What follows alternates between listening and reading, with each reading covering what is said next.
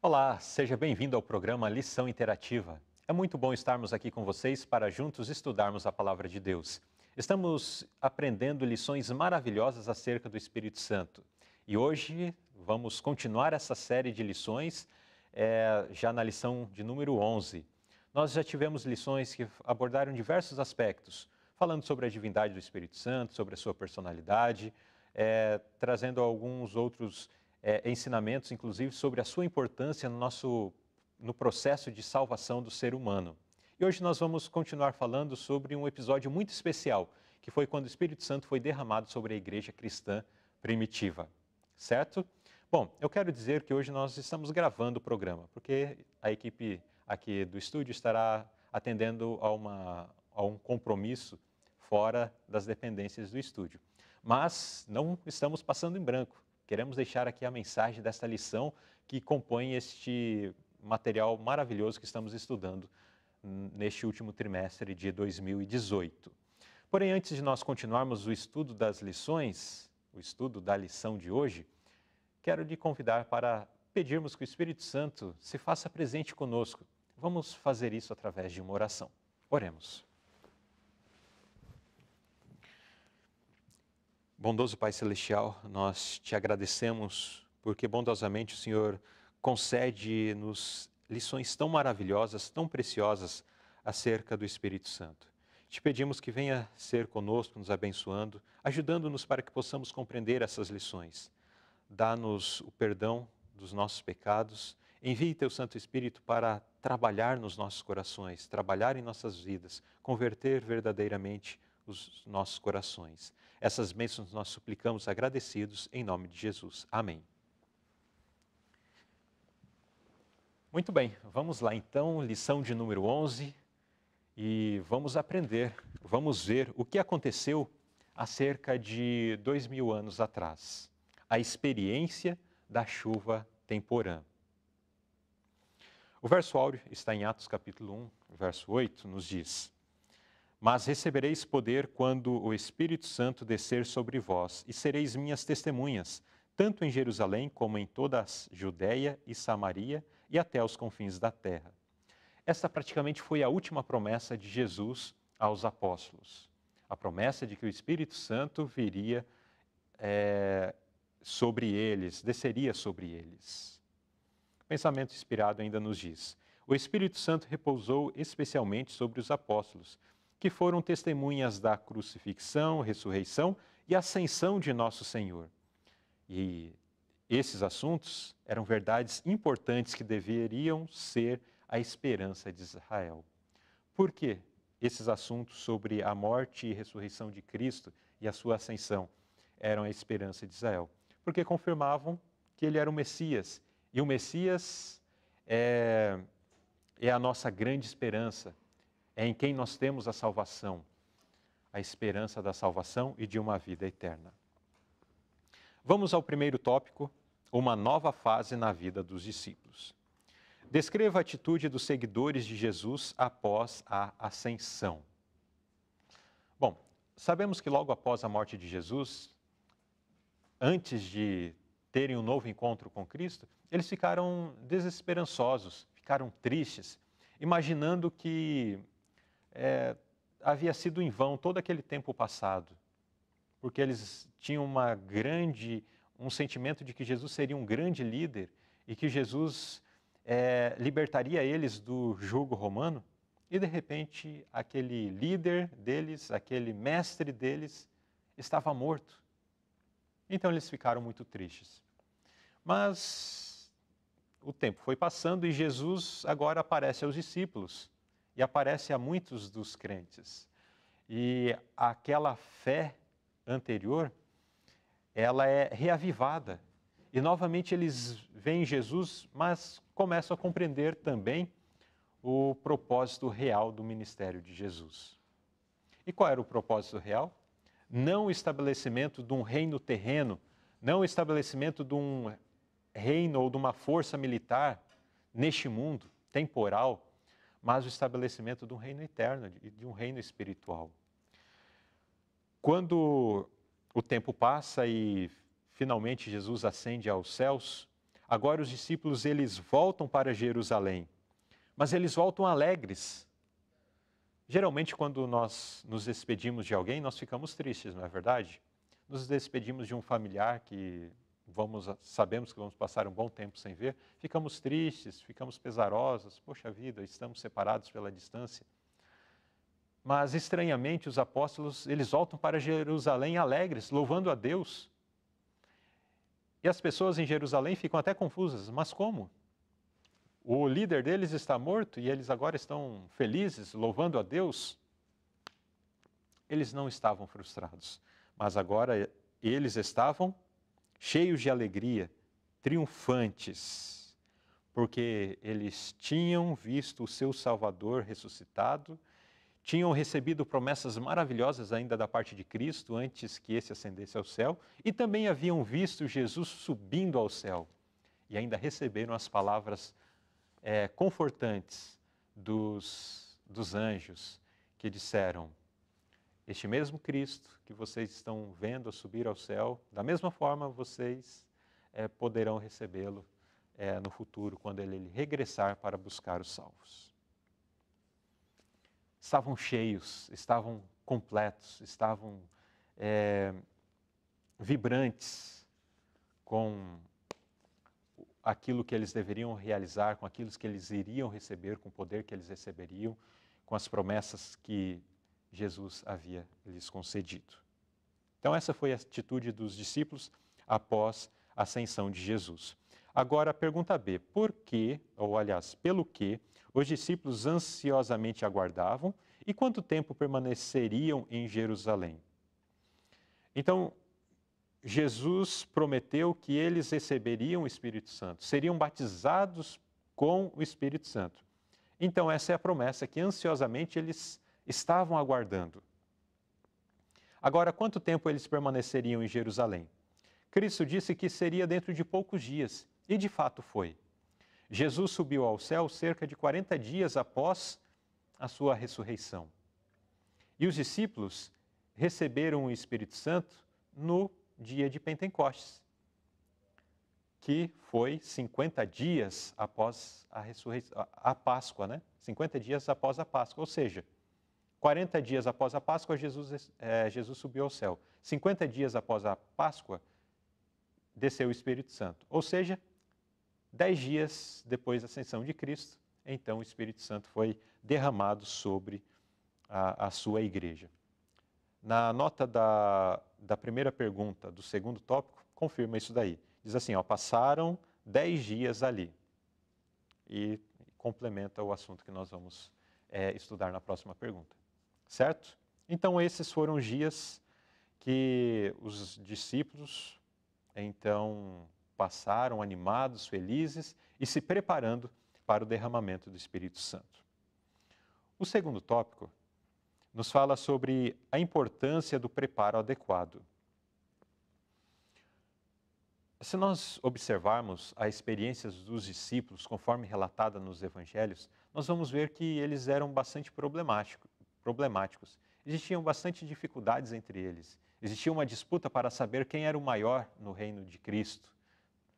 Um reino material, inclusive, um reino temporal que eles esperavam que Jesus estabeleceria. E eles ficavam disputando. Não, eu sou melhor que você, eu vou fazer isso, eu vou ser o ministro daquilo e tal. E ficavam fazendo essas disputas.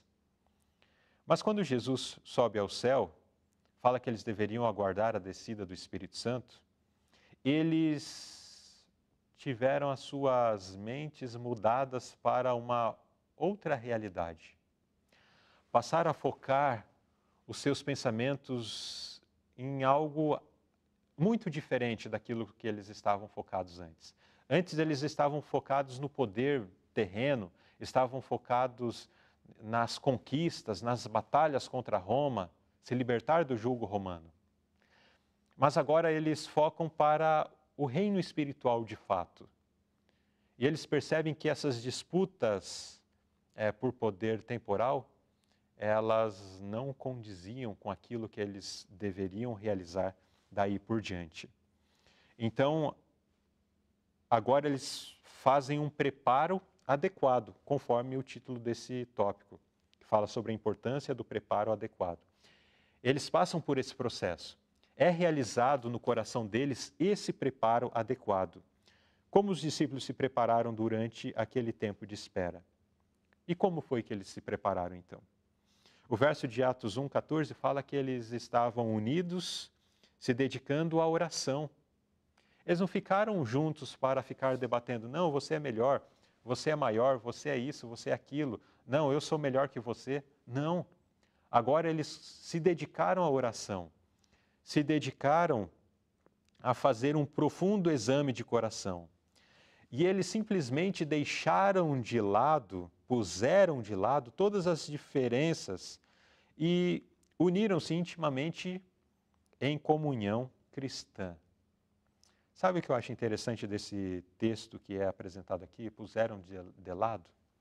Quantas vezes nós não colocamos de lado o nosso orgulho, a nossa vaidade, o nosso desejo de poder, o nosso desejo de aparecer. E por conta disso, problemas se arrastam por anos, por décadas, nas famílias, nas igrejas, nas comunidades. E simplesmente o que acontece é que anos após anos, décadas após décadas, estamos aqui neste mundo mau, sofrendo com a maldade. E o Senhor simplesmente não pode fazer algo maior através de nós, porque nós simplesmente não colocamos de lado. O que eu quero dizer acerca dessa palavra colocar de lado é que existem problemas que, se nós formos falar, não, vamos sentar aqui, vamos conversar e tal, vamos ajustar aquele problema que aconteceu no passado. Isso nunca vai acontecer. Porque o nosso sentimento humano sempre vai tentar florescer e vai falar, não, mas eu tinha razão, eu estava no direito. Sempre vai aflorar nesses momentos.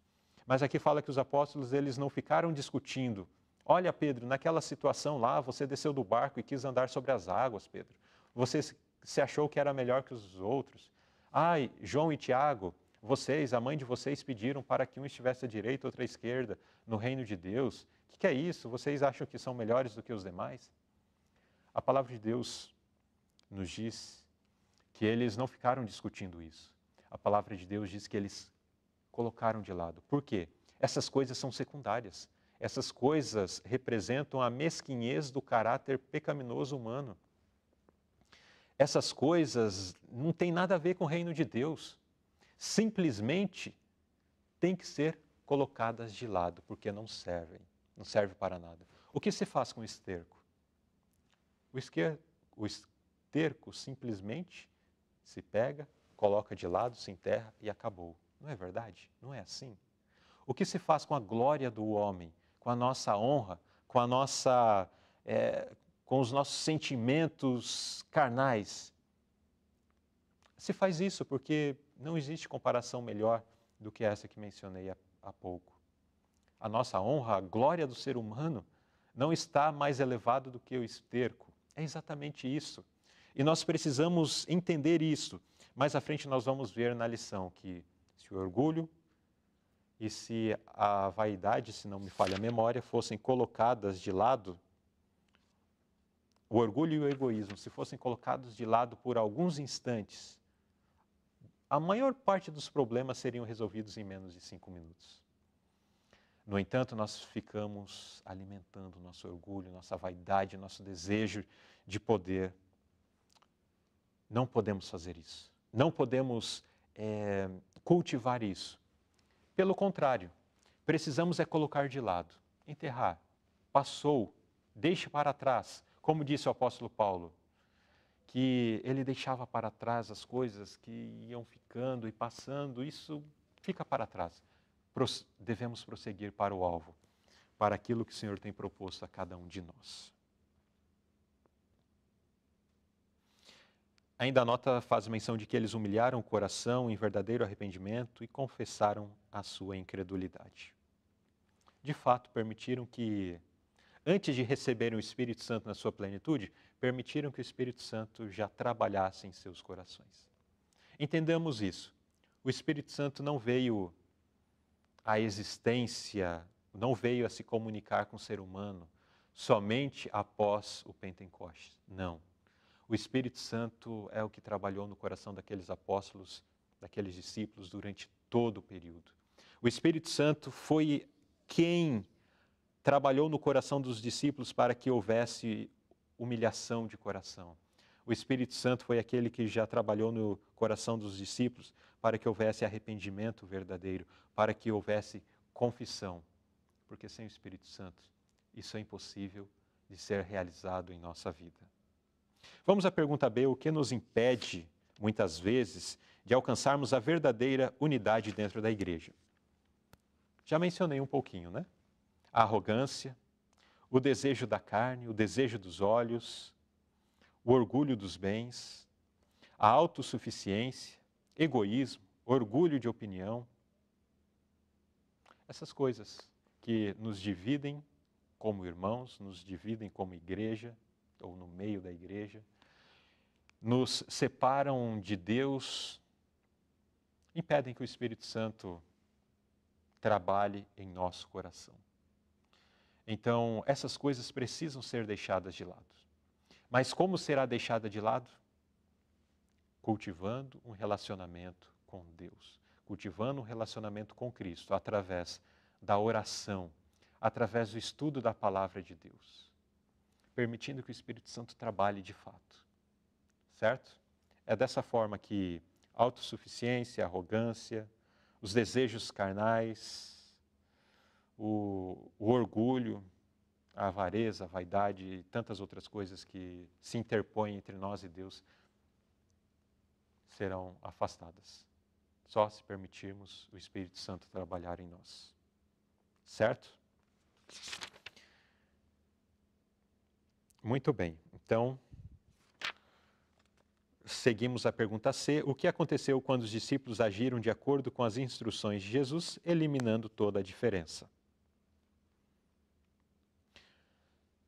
O que aconteceu? O Espírito Santo foi derramado sobre eles. Eles receberam a promessa dada por Jesus. O Espírito Santo foi derramado sobre eles como se fosse uma grande represa, uma água que estava represada por muito tempo e agora a represa é destruída e aquela água desce como um turbilhão e, enfim, atinge a igreja. Os discípulos receberam um poder inimaginável, um poder que eles nunca tinham passado pelo coração deles. O que seria receber o Espírito Santo? O que seria ser batizado com o Espírito Santo?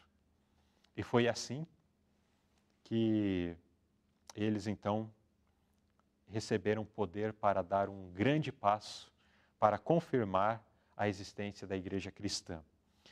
Eu quero compartilhar apenas uma frase dessa nota. Toda ela é importante, mas apenas uma frase. Era como se essa influência tivesse sido reprimida por séculos, e agora o céu se alegrasse em poder derramar sobre a igreja as riquezas da graça do Espírito. Que maravilhoso, né? Que importante. Nesse segundo tópico, nós vimos sobre a importância do preparo adequado.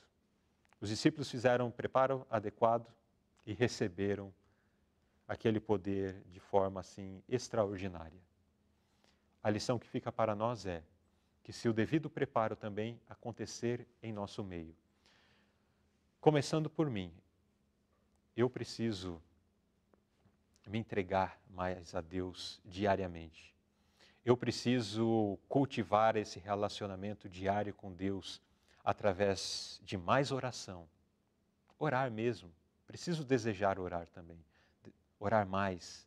Preciso examinar as Escrituras com mais fervor, com mais intensidade, com mais desejo de aprender e ser purificado pelas palavras da palavra de Deus. Se buscar isso com todo o meu coração, Deus vai trabalhar em mim. Deus vai trabalhar em você.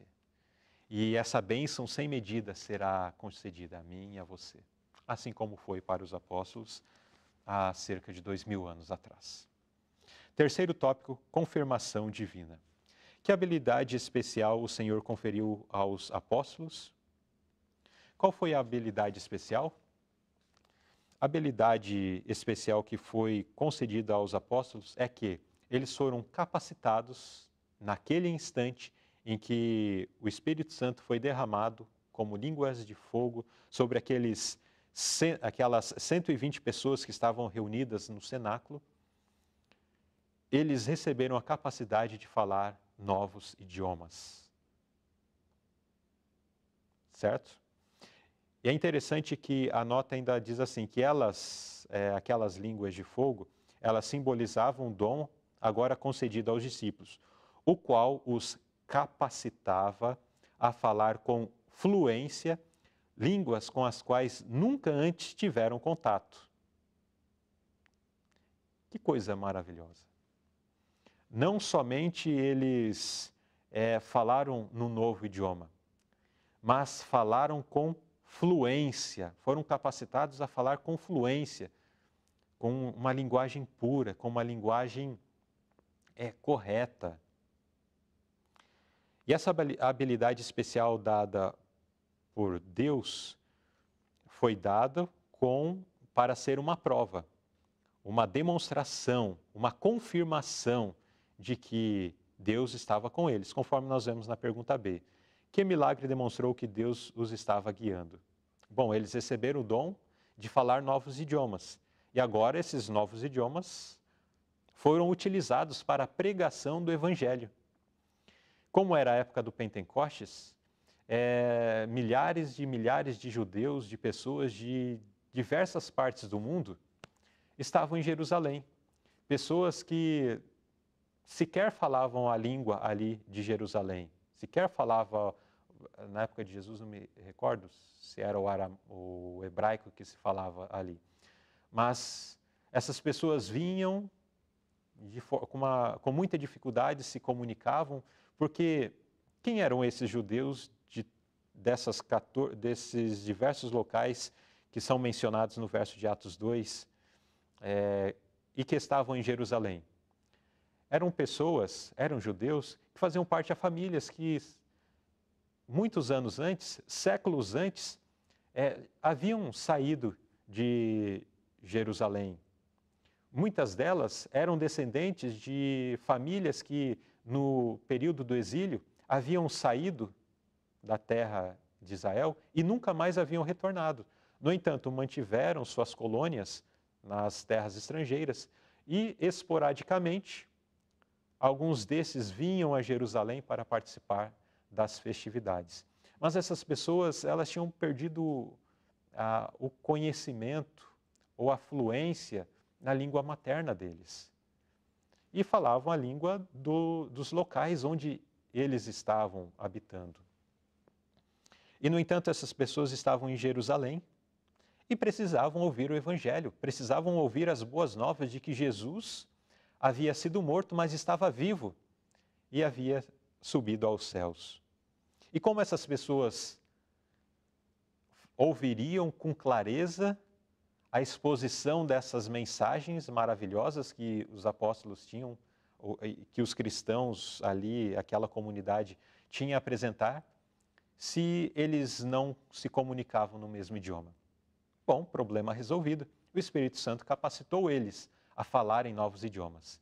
E então aquelas 120 pessoas saem e começam a anunciar o Evangelho, falando na língua, pregando na língua em que aquelas diversas nações estavam ali representadas. Eu listei aqui, você pode listar também aí na sua lição, são mencionados pelo menos 12 nações diferentes. Os partos, os medos, os elamitas, habitantes da Mesopotâmia, outros da Judéia, da Capadócia, do Ponto, da Ásia, da Frígia, da Panfilha, do Egito, das regiões da Líbia, próximas a Cirene, os romanos que conviviam ali com eles, eram soldados, eram a nação dominante, e também outros que estavam na Creta e na Arábia. 14 localidades diferentes. Fora os patrícios, né? Fora aqueles que estavam ali. E eles todos puderam, então, receber o conhecimento acerca de Jesus Cristo no seu próprio idioma. Que coisa maravilhosa! Algo espetacular. Isso serviu para confirmar que Deus estava com aquele grupo de pessoas, que Deus estava com aqueles que estavam anunciando o Evangelho. Alguns detalhes dessa nota e depois farei um comentário sobre um erro de interpretação que é muito comum, inclusive no nosso meio. Olha, cada língua conhecida tinha uma representação no meio deles. Então, 120 pessoas receberam o dom de falar novos idiomas, certo? Era aquele grupo que estava no cenáculo. 120 pessoas receberam, então existiam quase 10 pessoas para pregar naqueles idiomas necessários. Eram 14 idiomas necessários, pelo menos, conforme mencionado no verso de Atos 2, 5 a 12. Então, existia quase 10 para pregar em cada um desses idiomas. Diz assim, olha, essa diversidade de línguas teria sido um enorme obstáculo à proclamação do Evangelho. Deus, contudo, de maneira miraculosa, supriu a deficiência dos apóstolos. O Espírito Santo fez por eles o que não teriam conseguido numa vida inteira. Depois diz assim, agora podiam divulgar as verdades do Evangelho em qualquer parte, falando com perfeição a língua daqueles por quem trabalhavam. E mais adiante, deste ponto em diante, a linguagem dos discípulos era pura, simples e correta, falassem eles no idioma materno ou numa língua estrangeira. Existe um conceito, inclusive eu já ouvi em muitos lugares por onde já andei, de que os discípulos falavam na língua materna deles, o Espírito Santo traduzia e as pessoas ouviam nos seus idiomas. Por exemplo, estou falando em português, se tinha alguém ali que precisa escutar em japonês, então o Espírito Santo, eu continuaria falando em português, certo? E o Espírito Santo faria a tradução e a pessoa ali escutaria em japonês. Não é isso que a pena inspirada diz, certo? A pena inspirada diz que, naquele momento, eles foram capacitados a falar um novo idioma. E essa capacitação resultou em que eles falavam com fluidez, de forma pura, simples e correta. Finalzinho da nota diz isso, né? Esses novos idiomas e também o idioma materno deles. Porque eram pescadores, tinham uma linguagem talvez uma linguagem mais pobre, talvez com vícios de linguagens, com imperfeições. Se fosse o português, né? Falava o português errado. Tinha uma linguagem mais imperfeita, mas naquele momento eles passaram a ter uma linguagem diferenciada, seja eles falando no idioma materno, seja eles falando na nova língua que o Espírito Santo lhes capacitou a falar. Então, o Espírito Santo capacitou os crentes a falar em novos idiomas, certo? O Espírito Santo não foi um tradutor, o Espírito Santo capacitou os crentes. Porque se houvesse necessidade de tradutor, o Espírito Santo teria capacitado algum tradutor, conforme nós vemos nas listas apresentadas por Paulo acerca de dons espirituais. Quando ele fala que existe dons de cura, dons de ensino, dons de falar novos idiomas e também existe o dom de interpretar as línguas, ou seja, existe o dom de ser tradutor. Conhecemos pessoas que têm esse dom, não é verdade? Ainda ele é muito útil em nossos dias. Vamos à pergunta C. O que Deus nos diz sobre o falar em línguas? E que falsa manifestação desse dom pode ser vista hoje?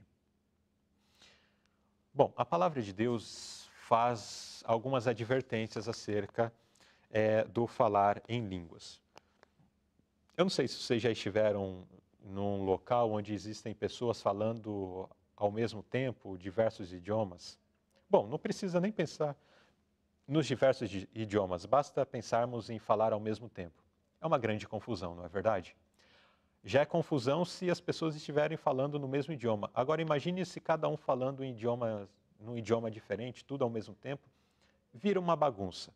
Deus não é Deus de bagunça, mas Deus é um Deus de ordem, de decência e de ordem. Por isso, o apóstolo Paulo falou aos crentes em Corinto, na sua carta aos Coríntios. Ele menciona o seguinte: olha, deve ter regras na casa de Deus.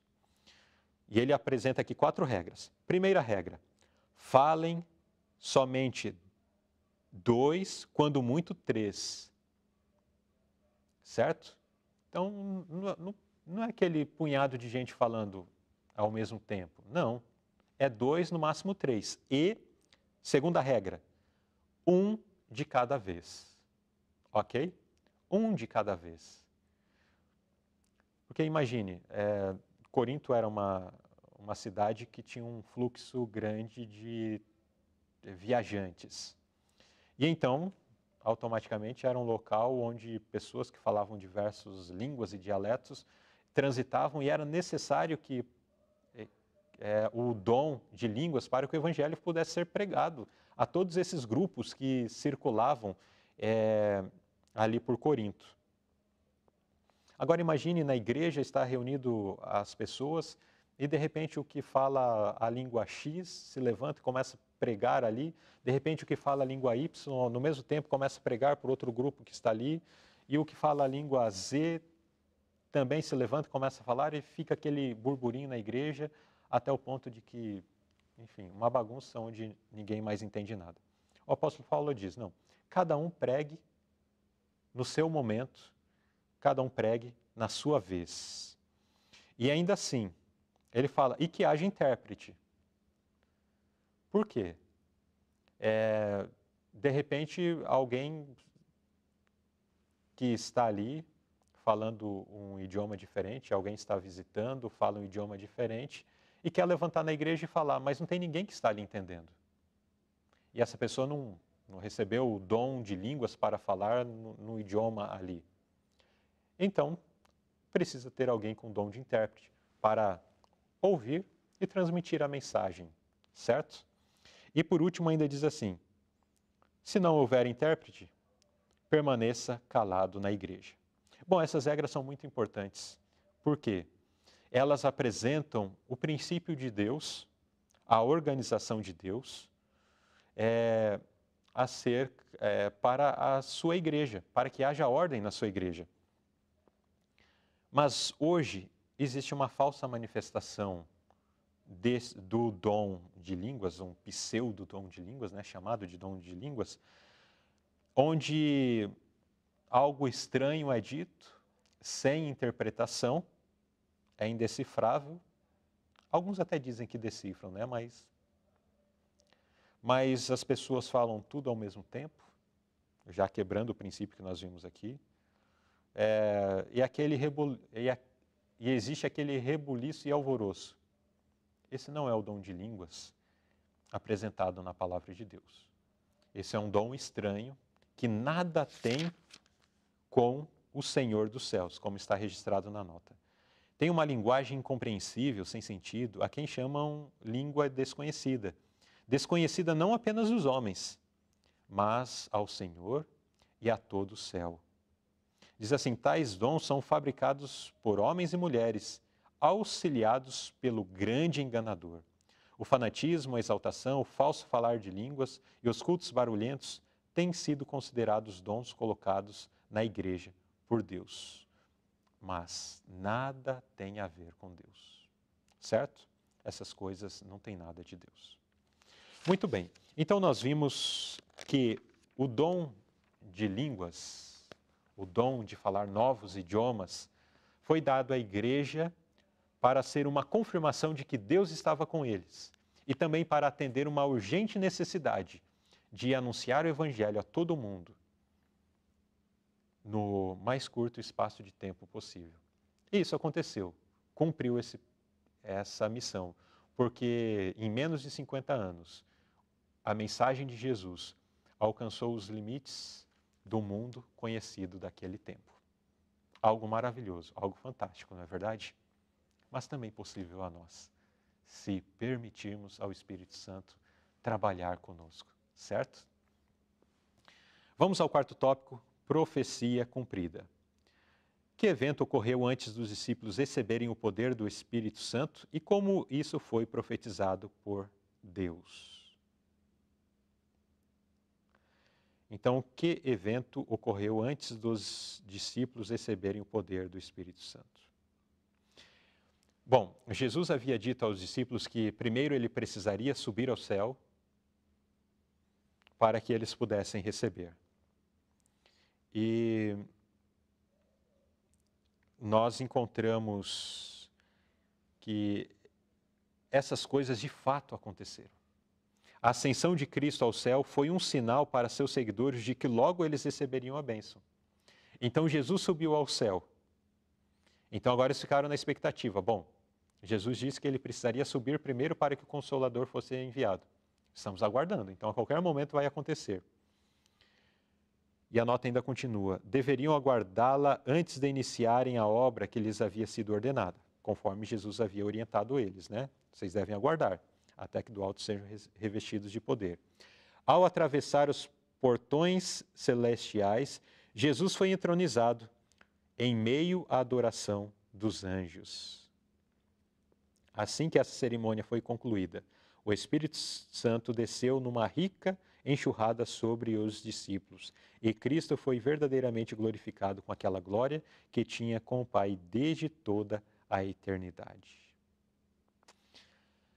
Que maravilha, né?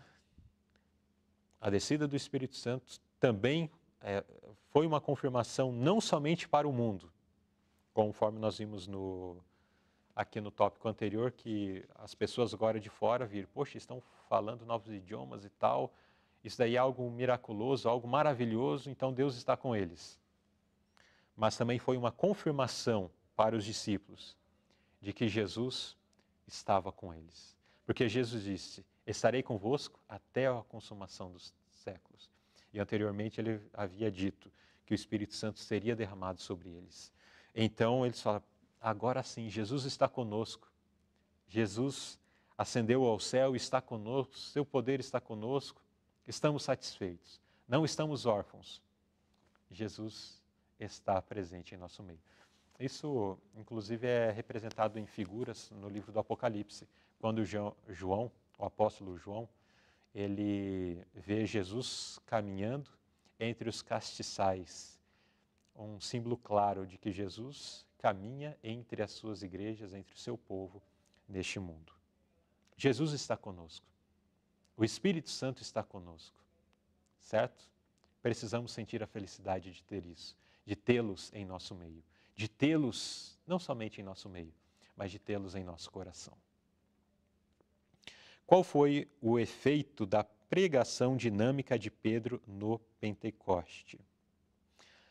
Então, os discípulos e aquelas 120 pessoas que receberam o dom do Espírito Santo, a chuva temporã, começaram a pregar, e os judeus ali em Jerusalém, eles não compreendendo o que era pregado em outros idiomas, pois só conheciam a língua ali do local, eles ficaram, esse pessoal falando algo que nós não estamos compreendendo, estão todos embriagados, esse povo aí.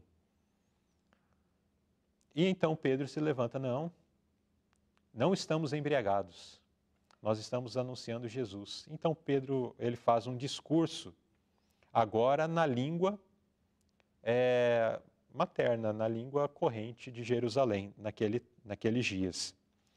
E Pedro então fala de Jesus, fala que eles estão anunciando Jesus, que eles haviam matado, que eles haviam ajudado a crucificar, e que o sangue de Jesus estava nas mãos deles. E diante daquela pregação que Pedro fez, eles entenderam, como se diz uma expressão mais antiga, né? A ficha caiu de que eles haviam cometido um grande erro. Não todas as pessoas, claro, mas muitas pessoas que haviam tomado parte na crucifixão de Jesus, agora entenderam que eles haviam feito algo muito errado. Haviam crucificado o Filho de Deus, haviam crucificado o Messias, entenderam que o sangue inocente de Cristo estava em suas mãos. E diante dessas palavras, diz aqui na nota, sacerdotes e príncipes tremeram. Um sentimento de convicção e angústia se apoderou do povo. E daí entra o verso de Atos 2:37.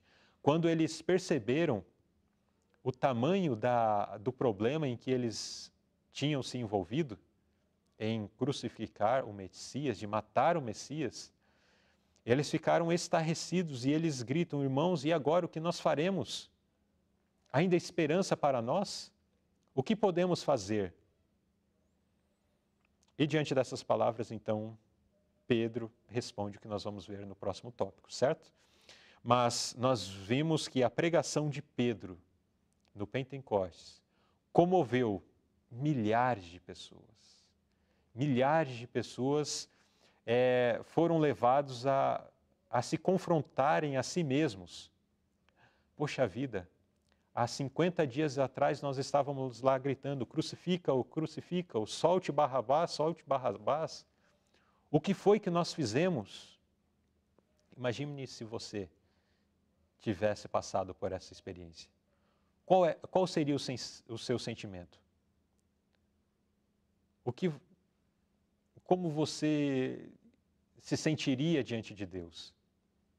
Imagino com o mesmo sentimento de angústia, de temor que apoderou o coração, que apoderou a vida daqueles homens do passado. Diante disso, eles perguntaram, o que faremos? É o que nós vamos ver então no quinto tópico, resultados maravilhosos. Como Pedro respondeu à honesta pergunta do povo? Então Pedro levantou-se e disse, arrependei-vos e cada um de vós seja batizado em nome de Jesus Cristo, para o perdão de vossos pecados e recebereis o dom do Espírito Santo. E os aconselhava e exortava com muitas outras palavras, dizendo, salvai-vos dessa geração perversa. O que faremos diante do grande e do grave pecado no qual nós tomamos parte, de matar o Messias? O que faremos? Só existe uma resposta para essa pergunta. Arrependimento, conversão e o mais Deus faz, né? E nós vemos que a mensagem de arrependimento foi a mensagem anunciada por João Batista. A mensagem de arrependimento também foi a mensagem anunciada por Jesus Cristo. E a mensagem de arrependimento também foi a mensagem dada pelos apóstolos. Deus nos chama ao arrependimento. Jesus, ele não tapa os pecados que cometemos. Jesus não simplesmente ignora os nossos erros. Jesus, ele nos convida ao arrependimento. Ele fez tudo o que deveria ser feito da sua parte, mas ele nos convida ao arrependimento. Precisamos nos arrepender dos pecados que cometemos. Mas lembre-se, o arrependimento verdadeiro já é uma obra do Espírito Santo em nossos corações. Permita que ele trabalhe no seu coração. Eu devo permitir que o Espírito Santo trabalhe em meu coração. Colocando dentro dele, colocando dentro da minha mente o verdadeiro arrependimento, para que haja verdadeira confissão e para que então receba o perdão que vem da parte do Senhor Jesus Cristo. E que impressionante evento os discípulos presenciaram? Qual foi a resposta do povo à mensagem, ao convite ao arrependimento? A resposta do povo foi que, naquele dia, quase 3.000 pessoas foram batizadas. Pois o apelo é, arrependei-vos e sejam batizadas.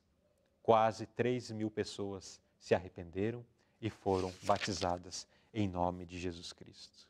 Naquela ocasião memorável, grande número dos que até ali haviam ridicularizado a ideia de que uma pessoa tão despretensiosa como Jesus fosse o Filho de Deus, foram completamente convencidos da verdade e o reconheceram como seu Salvador. 3.000 pessoas foram acrescentadas à igreja. Este foi o resultado maravilhoso daquele trabalho recém-iniciado, mas recém-iniciado com todo o poder do Espírito Santo em suas vidas. Podemos talvez pensar que também somos um pequeno povo. Somos uma pequena comunidade, com recursos escassos, com grandes problemas, sejam problemas de ordem administrativa, espiritual, sei lá, aquilo que você quiser enumerar, aquilo que você pode perceber. E talvez olhando na perspectiva humana, pode até pensar, não podemos fazer nada. Somos um povo muito fraco, com os nossos problemas e dificuldades não vamos muito longe. Será que não podemos fazer muita coisa? De fato não podemos, se não estivermos capacitados com o Espírito Santo. Mas com 120 pessoas que receberam o Espírito Santo, uma grande obra foi realizada. Nós somos muito mais do que 120 pessoas, não é verdade? Mas precisamos receber o Espírito Santo. Porque mesmo sendo mais do que os 120, se não for com o poder do Espírito Santo, ainda que fôssemos milhares, milhões, bilhões, estaríamos todos esses bilhões, milhões e milhares todos perdidos. Precisamos urgentemente do Espírito Santo em nossas vidas. E que possamos permitir que Ele venha transformar as nossas vidas, venhamos permitir que Ele faça todo o trabalho preparatório necessário para recebê-lo muito em breve, em grande medida, na chuva serôdia. Que o Senhor nos abençoe e eu espero que você possa fazer uma reflexão verdadeira acerca da sua vida, da sua disposição em receber o Espírito Santo de forma completa, plena, no seu coração. E dessa forma nos prepararmos então para a vinda sem medida do Espírito Santo sobre nossas vidas. Espero você na próxima sexta-feira para continuarmos estudando essas lições maravilhosas, quando iremos falar sobre a promessa da chuva serôdia. Promessa do derramamento do Espírito Santo em grande medida para os nossos dias. Te aguardo então na próxima sexta-feira, se Deus quiser.